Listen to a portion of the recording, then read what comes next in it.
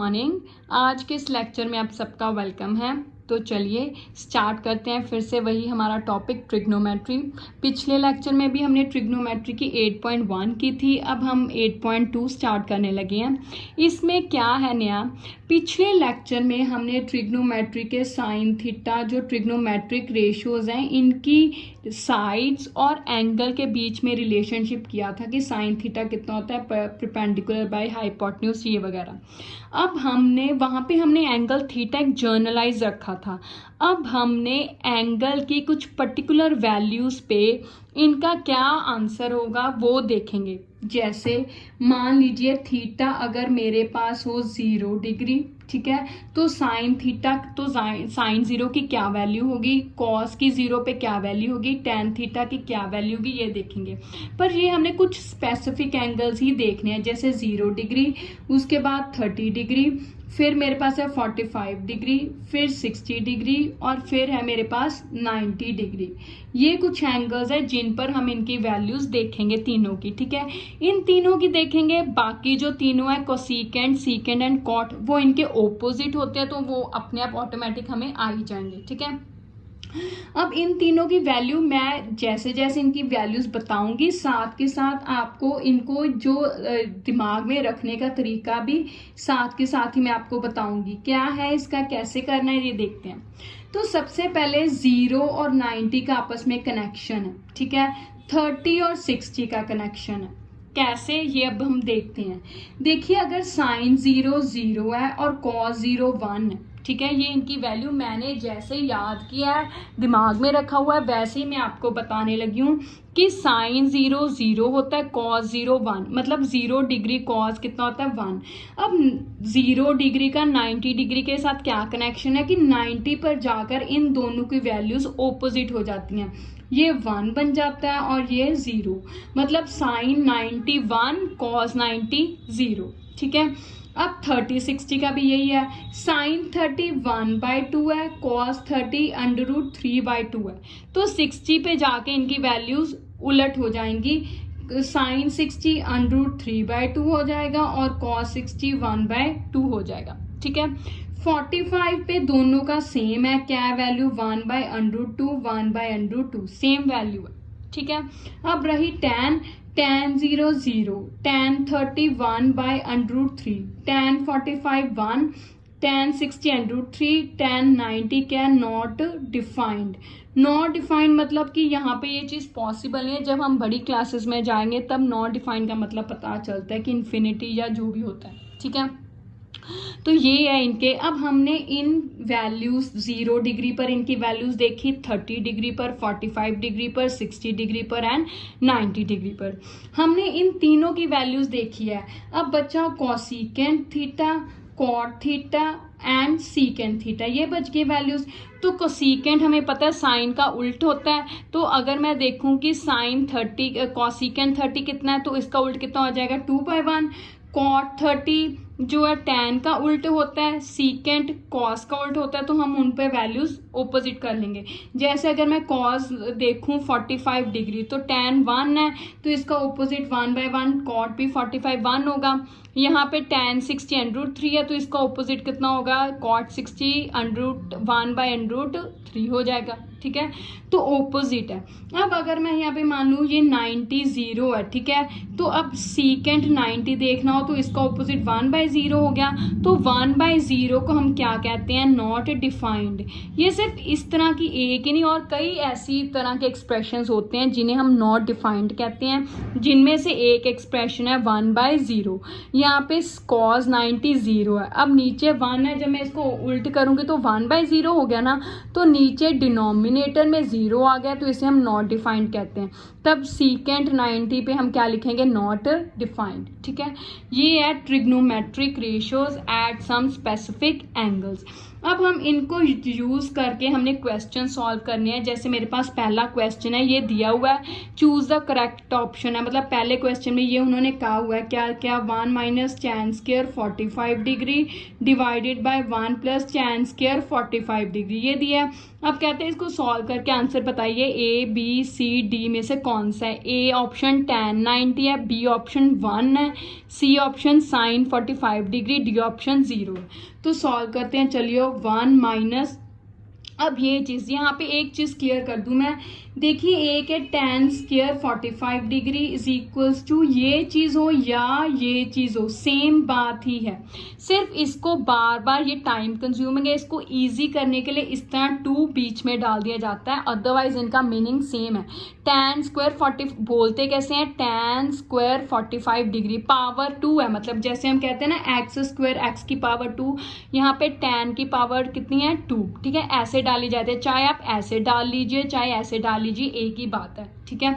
Ultimately मतलब क्या है कि tan 45 डिग्री की पावर कितनी है 2, ठीक है। ये हर में जरूरी नहीं सिर्फ tan में, साइन कॉस सीकेंड कोई भी ट्रिग्नोमेट्रिक रेशियो आ जाए मतलब सेम, ठीक है।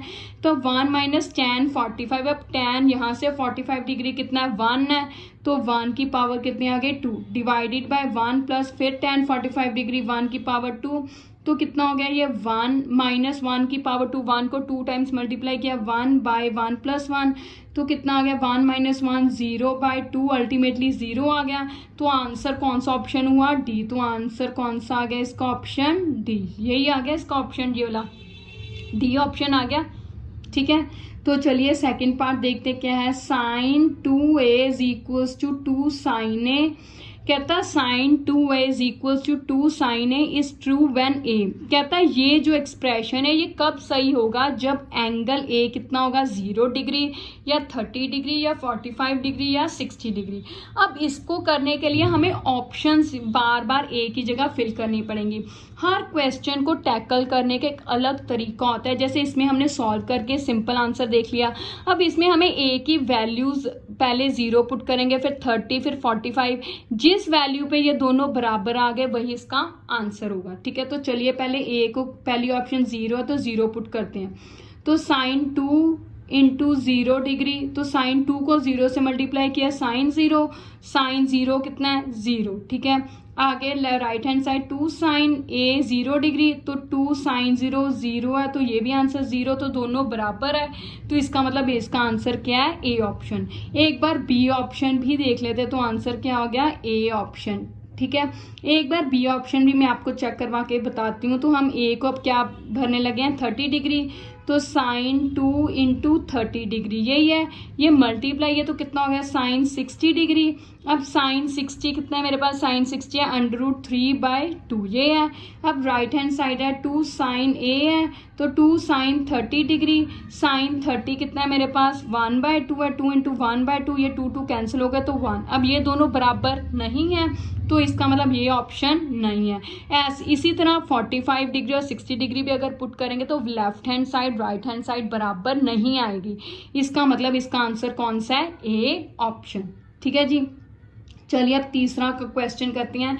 तीसरा क्वेश्चन भी वैसे ही है सेम, क्या है उन्होंने ये ऑप्शन पहले की तरह, पहले 45 डिग्री था अब कौन सा दिया है 30 डिग्री, तो इसको सॉल्व करेंगे जैसे पहले पार्ट में, फिर देखेंगे इसमें से कौन सा बनता है। तो चलिए 2 tan 30 डिग्री डिवाइडेड बाय आगे क्या मेरे पास 1 माइनस tan स्क्वायर 30 डिग्री यही है। अब 2 इंटू tan 30 कितना है मेरे पास 1/√3 ये लिख लिया, 1 माइनस tan 30 फिर से 1/√3, इसकी पावर कितनी है 2 ये है। तो चलिए अब इसको सॉल्व करते हैं, ये तो 2/√3 आ गया, ठीक है। तो आगे क्या मेरे पास आया, इसको सॉल्व करके 1 माइनस 1 की पावर 2 1/√3 की पावर 2 है, मतलब √3 को 2 बार मल्टीप्लाई करना है तो कितना आ गया √9, 9 का √ कितना होता है 3, तो ये आ गया 1/3 ये आ गया। तो अब इसको ऊपर वाली रकम वैसे की वैसे ये एलसीएम लिया तो 3 माइनस 1/3 आ गया, तो ये कितना आ गया 2/√3, 3 में से 1 गए 2/3 ये आ गया। अब देखिए इस फ्रैक्शन को मैंने पहले भी कहा है कि कैसे सॉल्व करते हैं, ये तो नीचे, जब नीचे फ्रैक्शन हो हमने इसको ऊपर लेके जाना हो तो कैसे लेके जाएंगे ये ध्यान रखिए। तो हम इसको क्या करेंगे, हम इसको कहेंगे, हम इसको उल्ट लेके जाएंगे 3/2। ठीक है, हमने जो ये ऑप्शन है, मेरे पास ये चीज़ है 2/√3 और 2/√3 डिवाइडेड बाय 2/3 है। न्यूमरेटर वैसे का वैसे रह जाएगा, जब डिनोमिनेटर को ऊपर लेके जाएंगे तो ऑपोजिट हो जाती है। क्यों? क्योंकि डिनोमिनेटर एक फ्रैक्शन है, तो इसको हम ऊपर, हमारे पास ऊपर भी एक फ्रैक्शन है और नीचे भी फ्रैक्शन है। जब इस तरह का केस हो तब कैसे सॉल्व करते हैं, ये हमारे पास ये ऐसे है ना। अब इसको कैसे सॉल्व करते हैं, ऊपर वाली फ्रैक्शन तो वैसे की वैसे रह जाती है, नीचे वाली फ्रैक्शन को हम उलट करके लिखते हैं जब ऊपर लेकर जानी हो। ठीक है, तो यही हम यहाँ पे करने लगे हैं।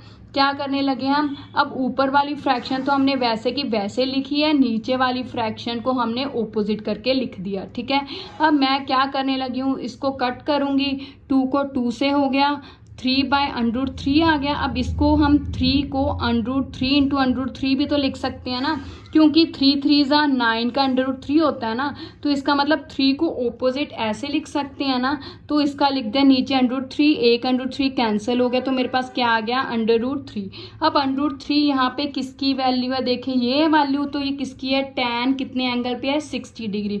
यहाँ पे ऑप्शन है तो ये tan 60 डिग्री है, तो इसका मतलब ऑप्शन कौन सी होगी, आंसर सी ऑप्शन होगी हमारे पास आंसर। ठीक है, तो चलिए अब हम आगे करते हैं।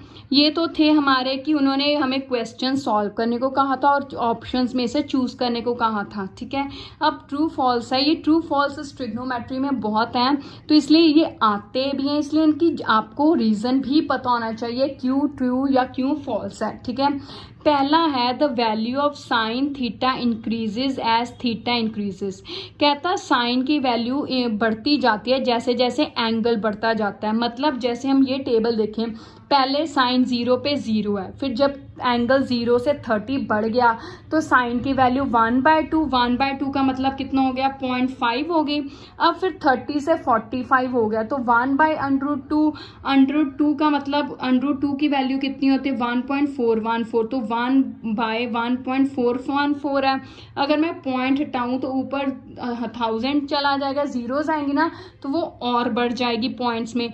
इसका मतलब जैसे जैसे एंगल बढ़ता जा रहा है साइन की वैल्यू बढ़ती है। ठीक है, इस टेबल से, तो ये पहले का आंसर मेरे पास क्या आ गया, ट्रू। ठीक है, अब दूसरा the value of cos theta increases as theta increases, वही सेम है बस साइन की जगह कॉस, तो ये गलत है। क्यों? क्योंकि हमने साइन और कॉस का रिलेशन बताया था टेबल के बाद कि ये उल्ट है। ठीक है, इसका मतलब अगर ये बढ़ती जा रही है तो ये डिक्रीजिंग ऑर्डर में है, ये इंक्रीजिंग ऑर्डर 0 से शुरू होके 1 तक बढ़ती गई। अब ये 1 से लेकर 0 तक डिक्रीजिंग ऑर्डर है, तो ये डिक्रीज होगी, इंक्रीज तो नहीं होगी, तो इसका मतलब दूसरा क्या है मेरे पास, फॉल्स है। तीसरा कहता sine theta is equals to cos theta for all values of theta. कहता थीटा की अगर हम कोई भी हर वैल्यू के लिए इन दोनों की वैल्यू आपस में बराबर होती है, नहीं। हम इस टेबल में देखें, अब 0 पे साइन, अगर थीटा 0 होते हैं दोनों की वैल्यू बराबर नहीं है, 30 पे भी नहीं है, सिर्फ 45 डिग्री पे दोनों की वैल्यू बराबर है, बाकी तो कहीं पे भी नहीं है। तो इन्होंने क्या, हर वैल्यू के लिए, तो हर वैल्यू के लिए तो ये फॉल्स हुआ, सिर्फ एक वैल्यू के लिए बराबर होती है, वो है 45 डिग्री। ठीक है, फोर्थ है कहता cot A is not defined for A 0 degree. कहता अगर एंगल 0 डिग्री हो तो कॉट नॉट डिफाइंड है, ये ट्रू है। क्यों? क्योंकि कॉट टैन का ऑपोजिट होता है। अब ये 0/1 है, तो कॉट मेरे पास मैं देखूं अगर, तो मेरे पास कॉट 0 डिग्री क्या होगा, 1/0, इसका ऑपोजिट आएगा। 1/0 मतलब हमने अभी तो कहा कि नॉट डिफाइंड है, तो इसका मतलब फोर्थ क्या है, यहाँ पे ट्रू है। ठीक है, अब आ गया फिफ्थ क्या है, कहता sine a plus B is equals to sine A plus sine B. कहता है ये फॉर्मूला इसके बराबर होता है, ये इसके बराबर नहीं होता। जब बड़ी क्लासेस, ग्रेजुएशन +2 क्लासेस में इसका फॉर्मूला आता है ट्रिग्नोमेट्री में, पर अभी हम कैसे प्रूव करेंगे, एक एग्जाम्पल लेके। हम ए को मान लीजिए, ए को मैं 30 डिग्री ले लेती हूँ और बी को 60 डिग्री। इस एग्जाम्पल को लेकर हम देखेंगे कि ये दोनों left hand side right hand side बराबर है। अगर तो बराबर है तो फिर और एग्जाम्पल ले देंगे, अगर नहीं बराबर तो फिर फॉल्स हो जाएगा। मतलब मेरे कहने का कि कोई भी चीज़ अगर ट्रू करनी है, सही करनी है, तो वो हर चीज़ के लिए सही होनी चाहिए। अगर गलत करनी है, फॉल्स है, तो सिर्फ एक एग्जाम्पल ही बहुत है उस चीज़ को गलत साबित करने के लिए। ठीक है, ट्रू के लिए हर चीज़ ट्रू होनी चाहिए, फॉल्स के लिए सिर्फ एक ही एग्जाम्पल काफ़ी है। ठीक है, तो चलिए शुरू करते हैं। अब A30, तो ये लेफ्ट हैंड साइड ली मैंने, साइन A प्लस बी है मेरे पास, है ना। तो साइन 30 प्लस 60 डिग्री है, 30 प्लस 60 कितना हो गया, साइन 90 डिग्री। अब साइन 90 डिग्री कितना है मेरे पास, 1 है, तो इसकी वैल्यू मेरे पास कितनी आ गई, 1। अब राइट हैंड साइड लूँगी, देखते हैं वो भी इतना ही आता है, sine A plus sine B है। साइन ए कितना है, 30 डिग्री है, और बी कितना है, 60 डिग्री है मेरे पास। तो अब ये साइन 30 कितना है, साइन 30 मेरे पास 1/2 है। ठीक है, प्लस साइन 60 कितना है मेरे पास, √3/2 है। तो अगर मैं इनको करूं तो ये मेरे पास क्या आ गया, अब नीचे सेम है तो ये आ गया 2/1 प्लस √3। ये 1 आ रहा है left hand side, right hand side ये आ रही है, तो ये तो दोनों बराबर है ही नहीं। तो इसका मतलब इस एग्जाम्पल, एक एग्जाम्पल के लिए फॉल्स है। तो इसका मतलब ये रिलेशन हर चीज़ के लिए ए और बी एंगल के लिए ठीक नहीं है। तो इसका मतलब फिफ्थ क्या हो गया मेरे पास, फिफ्थ ऑप्शन हो गई फॉल्स। ठीक है, ठीक है। तो ये थे आपके 8.2 एक्सरसाइज के कुछ क्वेश्चंस। पहले हमने क्या किया, ट्रिग्नोमेट्रिक रेशियोज की कुछ पर्टिकुलर एंगल्स पे वैल्यू, फिर उससे रिलेटेड क्वेश्चंस और ट्रू फॉल्स। आपने इससे रिलेटेड और क्वेश्चंस की प्रैक्टिस करनी है। Thank you, have a nice day.